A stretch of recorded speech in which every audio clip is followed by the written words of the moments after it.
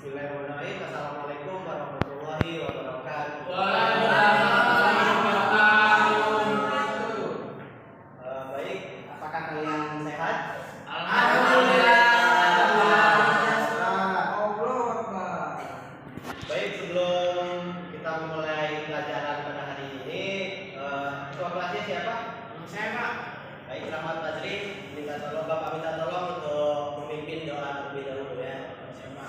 Baiklah teman-teman, sebelum pembelajaran pada pagi hari ini ada baik kita berdoa mulai. Doa saja. Baik, Bapak ucap terima kasih pada Rahmat Fajri yang telah memimpin doa untuk rekan-rekannya. Baik, di sini Bapak akan menyampaikan materi tentang motivasi berprestasi. Apa di kelas ini ada yang berprestasi di bidang apapun? Enggak ada, Pak. Nggak ada, Pak. Ada Pak, siapa? Di bidang apa? Catur. Baik, selain Rahmat Fajri, apakah ada lagi yang berprestasi? Saya Berprestasi basket. Wih, Keren tuh. basket. Keren.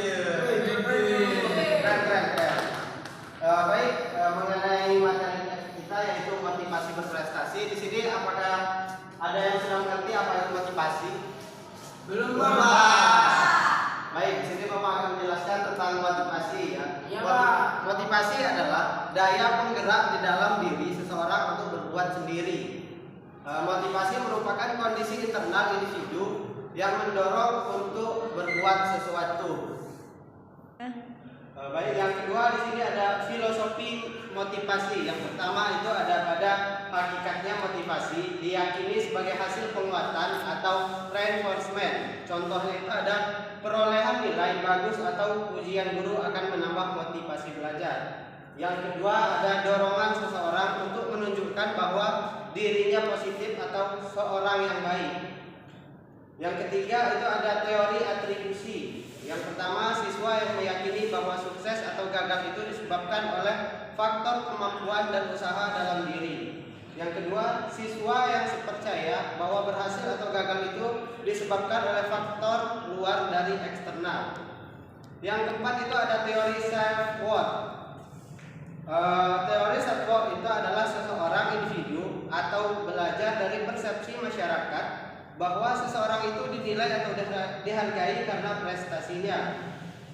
Yang kelima itu ada teori ekspektasi. Motivasi seseorang tergantung pada dasarnya, kemungkinan berhasil dan bagaimana makna sesuatu keberhasilan itu dibagi dirinya. Contohnya itu ada saya yakin dapat memperoleh nilai tinggi kalau saya mau mencoba, dan bagi saya nilai itu adalah sesuatu yang sangat penting.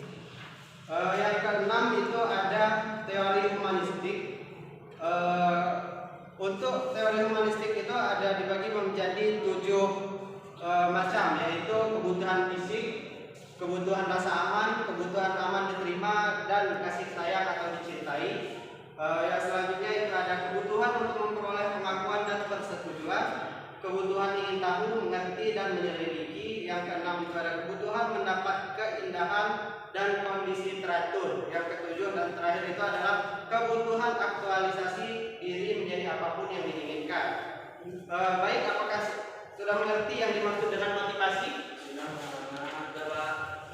Baik, di sini motivasi ini ada jenisnya, dibagi menjadi 2 jenis. Bapak minta untuk jenis-jenisnya ini dicatat ya, karena nanti ada suatu tugas dari Bapak tentang jenis-jenis motivasi tersebut.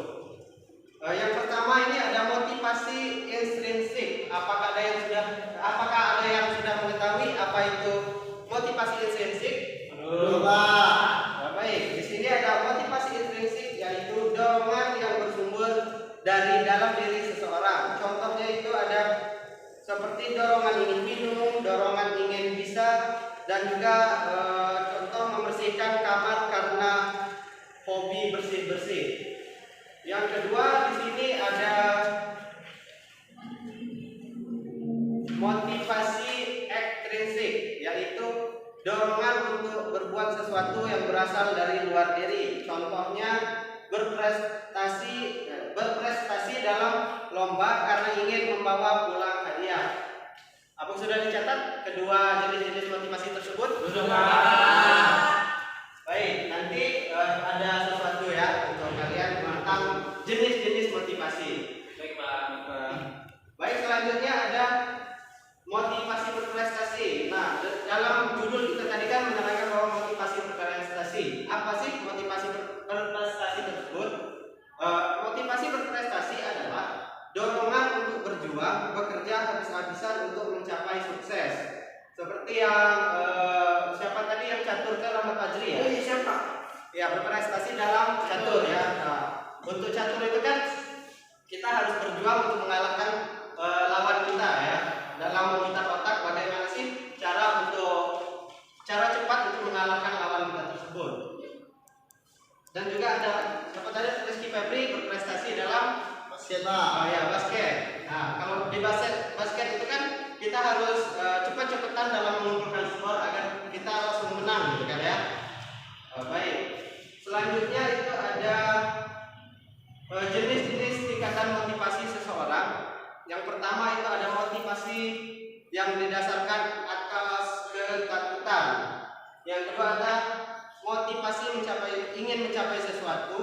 Yang ketiga ada motivasi yang didorong oleh kekuatan dari dalam atau inner motivation, yaitu karena didasarkan oleh misi atau tujuan hidupnya.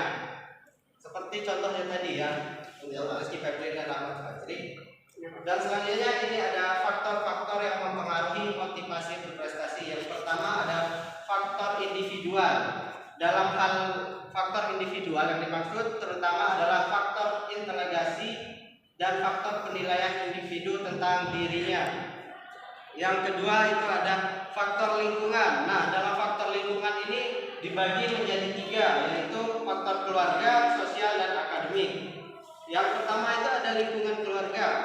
Relasi yang kurang harmonis dalam keluarga dapat menimbulkan gangguan-gangguan emosional pada anggota keluarga, termasuk anak sebagai anggota sebuah keluarga. Yang kedua itu ada lingkungan sosial.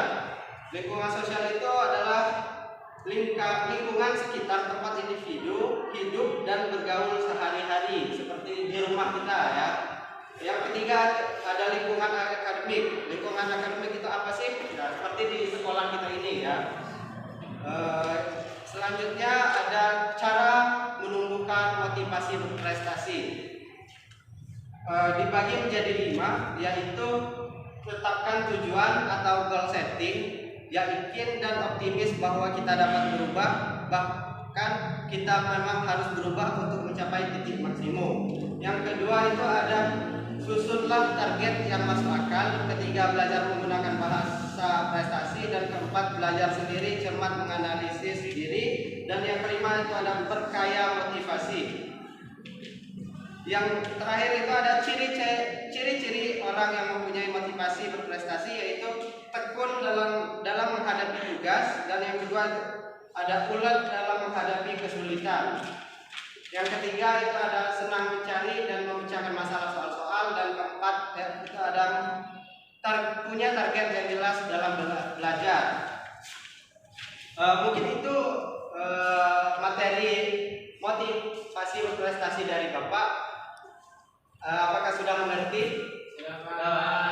Baik, jika sudah mengerti, tadi Bapak mempunyai tugas untuk kalian, yaitu tentang jenis-jenis motivasi yang sudah Bapak jelaskan tadi.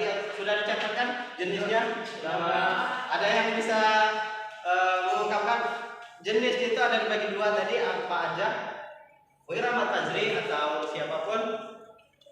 Sepertinya oleh Pak lu. Aduh, gimana dengan Rizky Febri atau Ilham? Ya, cukup, Pak. Atau cewek yang di belakang, Putri? Menyebutkan kembali apa jenis-jenis dari motivasi tadi yang sudah Bapak jelaskan tadi. Baik, jika tidak ada yang bisa menjelaskan lagi jenis-jenis motivasi itu, Bapak sebutkan lagi ya. Yang pertama itu ada motivasi intrinsik dan Ekstrinsik. ya, ekstrinsik. Ya. Baik, di sini Bapak ada tugas untuk kalian. Ya Pak, ini cuma membuat contoh motivasi, kedua contoh motivasi tersebut. yang sudah Bapak jelaskan tadi motivasi intrinsik dan ekstrinsik itu tadi. Kan Bapak tadi sudah menjelaskan juga tuh contoh dari motivasi kedua motivasi tersebut apa aja. Iya, Pak. Di sini kalau diisi apa? Kumpul kapan? Bapak kasih waktu 2 menit ya. Pak, lupa. Minggu depan. Begitu aja, Pak. Tulis sekarang itu satu aja, satu contoh. Di sini kan ada motivasi intrinsik. Nah, kalian tulis satu aja contohnya. Sama yang motivasi ekstrinsik ini juga tulis satu aja. Satu aja. Iya, Pak. Iya, Pak. Iya, Pak. Kumpul besok ya, Pak. Ya? Nah, Bapak kasih waktu 2 menit. Nah, ada sesuatu hal ya. Ini gunanya itu apa, Pak?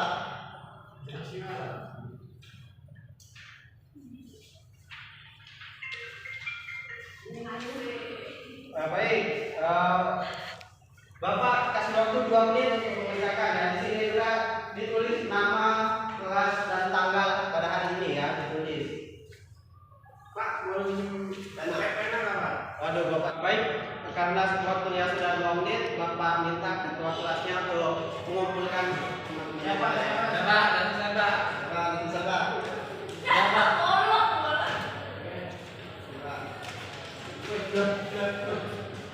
Ini Pak ya. Baik, terima kasih Rahmat Majri. Baik, karena waktunya sudah